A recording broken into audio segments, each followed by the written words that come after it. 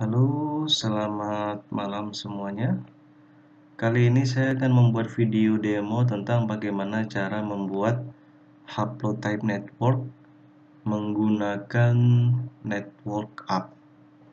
Jadi, untuk membuat Haplotype Network ini ada banyak software yang bisa digunakan seperti PopArt dan Network App. Nah, kali ini saya akan mendemokan bagaimana cara menggunakan aplikasi Network App.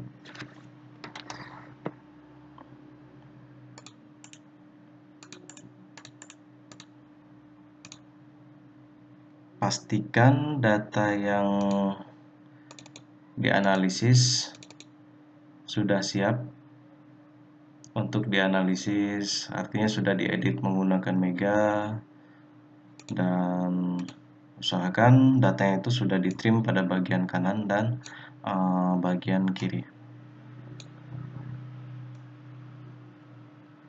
Nah, jika teman-teman ingin menganggap gap pada bagian kanan dan kiri itu sebagai variasi, kalau misalnya dapat sekuen yang pendek gitu misalnya ya, yang pendek di antara yang lain ada gapnya, jika yakin bahwa itu adalah variasi bukan kesalahan dari sequencingnya karena terlalu pendek, nah itu nanti ketika dianalisis bisa pilih menu consider di network app-nya, nanti akan kita lihat. Nah, namun jika gap itu pada bagian awal dan akhir sekuen khususnya tidak dianggap sebagai variasi, namun teman-teman tidak ingin membuang sekuen yang pendek itu, tidak ingin mengorbankan sekuen yang pendek itu karena mungkin keterbatasan sampel, keterbatasan data atau bagaimana. Nah, itu bisa digantikan gap itu sebagai n caps lock. Nah, jadi gap itu semua diisi n, kita ketik manual n-nya dan pastikan sekuennya tidak bergeser, artinya dia tetap alignment, tetap sejajar dengan yang lain. Dan ketika nanti menganalisis dan kita klik pada consider atau kita anggap gap itu sebagai variasi, n itu tidak akan dihitung sebagai variasi. N itu akan dianggap sebagai bukan apa-apa, bukan nukleotida.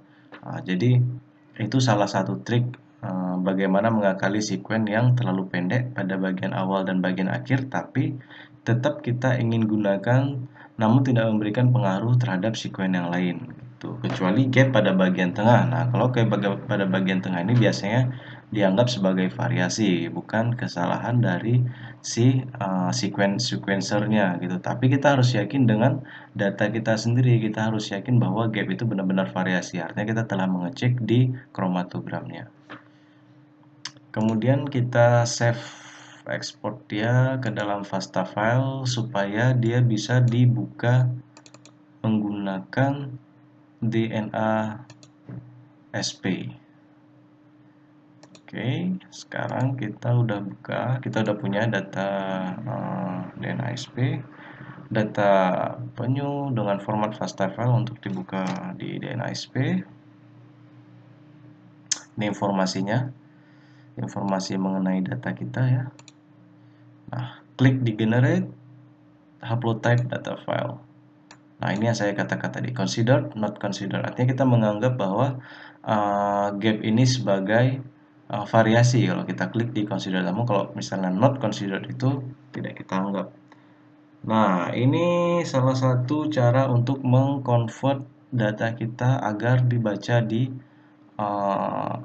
network app itu sendiri. Jadi formatnya itu adalah RDF atau raw data file. Nah, di sini dibuat ya network software. Jadi untuk format yang digunakan untuk network software. Kita klik. Nah, sini teman-teman tergantung kebutuhan ya, apa mau di considered atau mau di not considered. Karena saya tidak memiliki gap pada bagian kanan dan kiri, saya tidak perlu mengganti dengan n lagi, tapi saya punya gap di bagian tengah dan saya anggap itu sebagai variasi, maka saya mengklik considered. Oke, kita simpan. Kita simpan dia sebagai, namanya kita samakan aja biar enggak bingung nanti. Oke.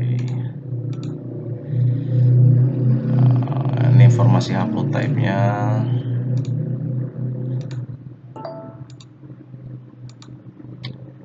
Oke, nah sekarang kita sudah punya data penyu atau data apapun itu yang teman-teman sedang kerjakan dalam format raw data file untuk di running menggunakan Network App. Pastikan teman-teman sudah menginstal Network App. Jadi Network App ini adalah software yang tidak berdasarkan instalasi. Artinya ketika kita download softwarenya, kita bisa langsung menggunakan tanpa harus melalui proses instalasi. Nah, jadi seperti ini softwarenya. Jadi dia itu bisa langsung di running. Kalau misalnya teman-teman familiar dengan software Harlequin, prinsip kerjanya sama. Jadi langsung running tanpa harus instalasi.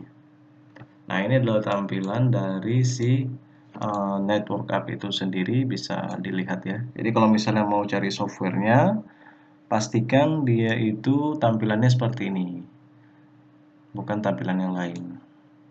Jadi kalau misalnya tampilannya seperti ini, benar di bawah itu adalah software Network App versi 5.0. Oke, setelah softwarenya terbuka, langsung kita panggil datanya. Nah, di sini ada macam-macam ya formatnya, format data untuk dipanggil. Nah, yang kita import tadi dia formatnya RDF, raw data file. Jadi kita ambil yang import RDF file. Ini format spesifik filenya seperti apa. Nah, karena data saya adalah nukleotida CTG, langsung di continue. Panggil datanya. Dimana disimpan data yang tadi, langsung kita open saja.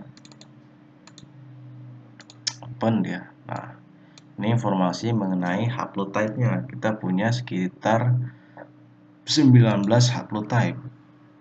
Oh, sorry, 21 haplotype.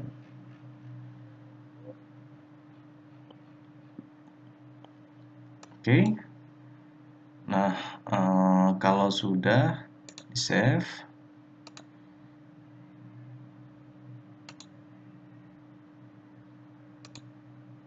oke, kemudian di-exit saja. Calculate.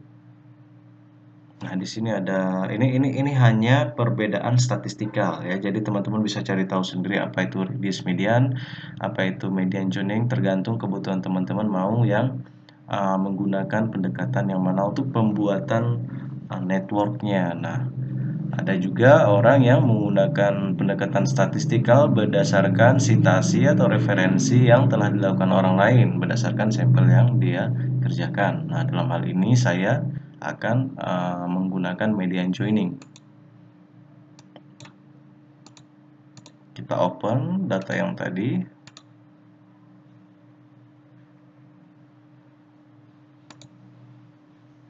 Calculate dia. Nah, ini dia mau ubah data kita ke dalam format output. Nah, jadi kalau misalnya tadi udah masih dalam bentuk RDF, untuk dia bisa di draw networknya, dia mengkonversi lagi ke dalam output file formatnya. Jadi kita harus save lagi dengan nama yang sama saja biar nggak bingung.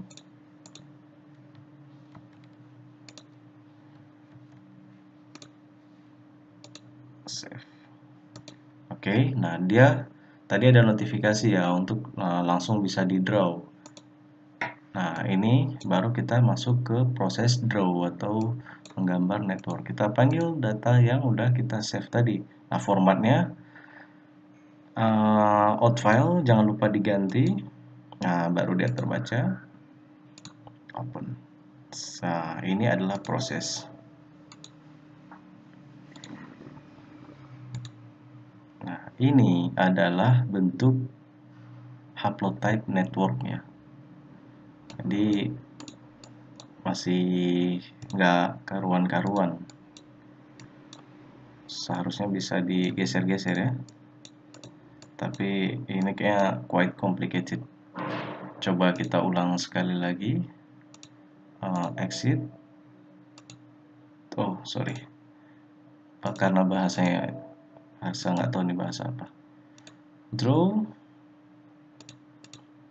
open, file, sorry, out file. Oke, continue, finalize. Sama ya kurang lebih ya. Kita coba sekali lagi.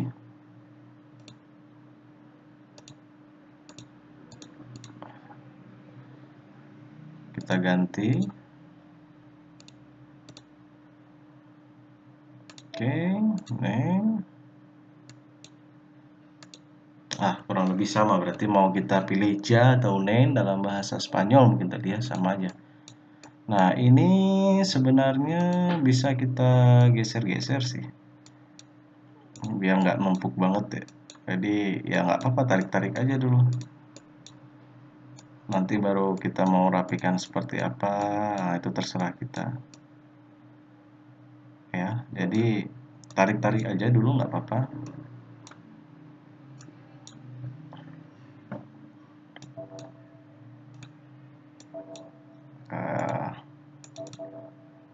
Sorry. Oke. Jadi langsung ya pakai klik kanan hold, langsung bisa digeser-geser.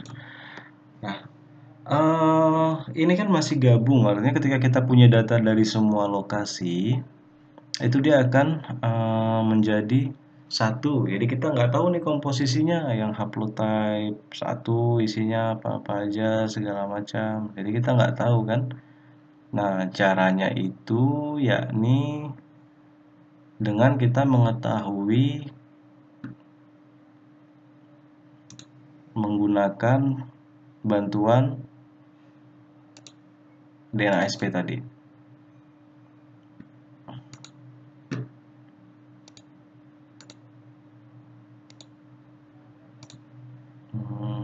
Analysis, overview, polymorphism, display. Nah, haplotype data filenya. Consider. Ya sepertinya kurang lebih harus kita save dulu ya. Ya save aja dulu dalam format apapun itu, biar informasi haplotype-nya muncul. Nah ini yang maksudnya ingin saya munculkan. Nah di sini kan ada haplotype 1 sampai haplotype 21. Nah, di haplotype 21 di haplotype ini, jadi kita bisa lihat komposisinya. Haplotype 1 itu yang ini. Jadi kita bisa edit komposisinya. Haplotype 2 itu sequence-nya ini. Nah, jadi kita bisa mengacu di sini, kita bisa melihat. Nah, nanti bisa kita edit dengan cara klik kanan. Saya kasih contoh satu yang paling gampang aja ya, yang paling sedikit, yaitu haplotype 20. Ada berapa haplotype 20? 4, banyak ya. Haplotype 21 saja, 21 ada 2. Haplotype 21 Kupang dan Kupang. Oh, karena cuma satu daerah ya. Kita cari yang berasal dari 2 daerah. Haplotype 4 ada 3. Haplotype 4 Aceh, Aceh, Aceh, Aceh, Aceh, Aceh.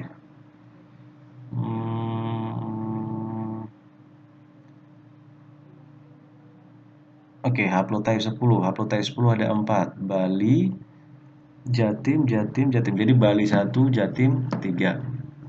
Haplotype ke 10. Kita buka haplotype 10. Yang mana? Kita cari dia haplotype 10-nya. Haplotype 10 itu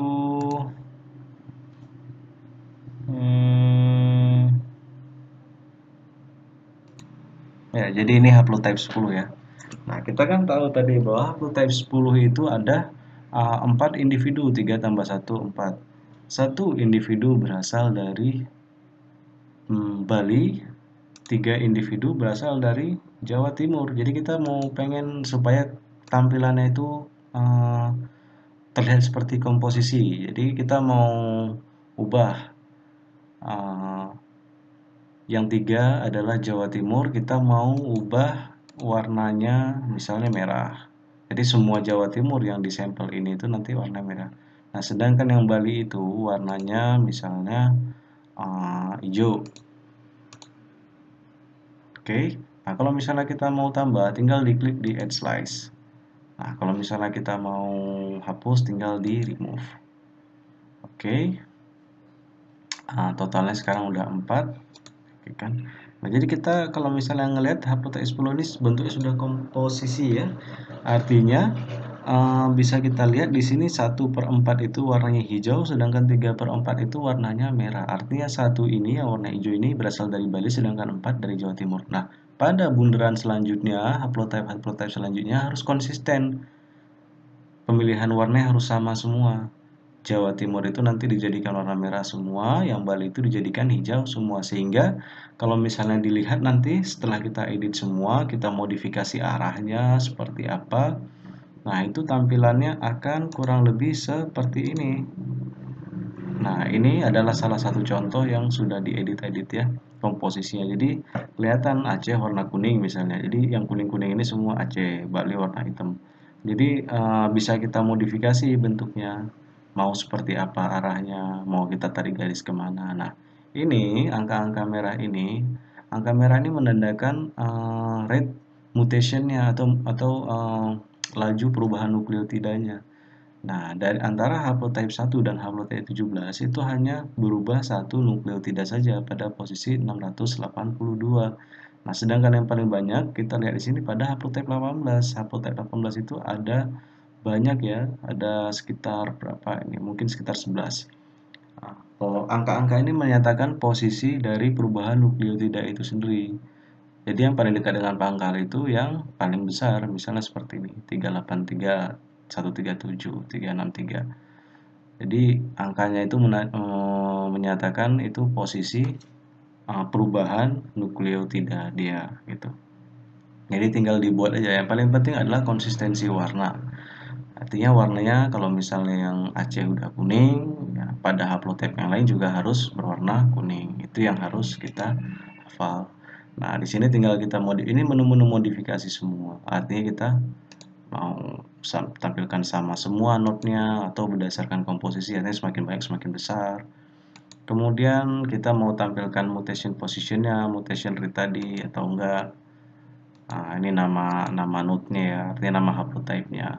Nah, ini fontnya mau kita besarin, kemudian ukuran node-nya mau kita kecilin, besarin, maksimum node size-nya mau berapa gitu. Nah, ini median vector. Median vector ini salah satu referensi menyebutkan bahwa median vector ini bisa dianggap sebagai pangkal ancestor, artinya dia pangkal si nenek moyangnya. Berarti kalau misalnya kita lihat penyu ini di Indonesia, ini data dari Indonesia punya 3 titik nenek moyang. Ada titik merah ini. Nah, itu berarti kita bisa asumsikan bahwa dia berasal dari 3 sumber. Penyu-penyu di Indonesia ini ada 3 sumbernya. Nah, tinggal dilihat sumbernya yang dekat mana dengan yang mana. Nanti bisa kita lihat berdasarkan komposisi si haplotype ini. Jadi kalau mau ngedit komposisi, klik kanan, klik kanan, tinggal diubah-ubah aja. Ini kalau mau ditambahkan komposisinya tinggal add, angkanya disesuaikan, change colornya, remove. Kalau misalnya mau digeser, tinggal hold, klik kiri, jadi bisa digeser-geser. Nah, untuk menyimpannya, bisa disimpan dalam bentuk PDF, save ya, dalam bentuk FDI, PDF, dan BMP. Jadi sebenarnya resolusinya tidak begitu bagus. Nah, biasanya kalau saya itu simpannya supaya resolusinya bagus, itu di print screen aja. Print screen, nanti di pen-nya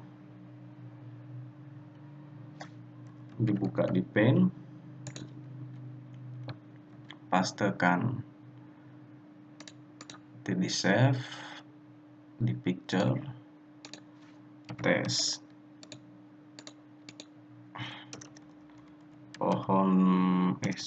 network demo save.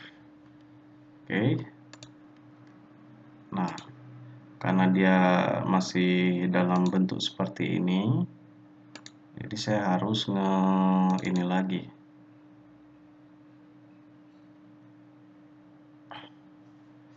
Sorry, print screen-nya yang ini ya. Oh ini, sorry. Ya, sebenarnya hasilnya enggak begitu bagus sih ya. Kalau misalnya teman-teman udah modifikasi, artinya udah disesuaikan sama layout ini, hasilnya bakalan lebih manusiawi sebenarnya. Jadi hasilnya itu kurang lebih seperti ini. Pixelnya lebih kelihatan.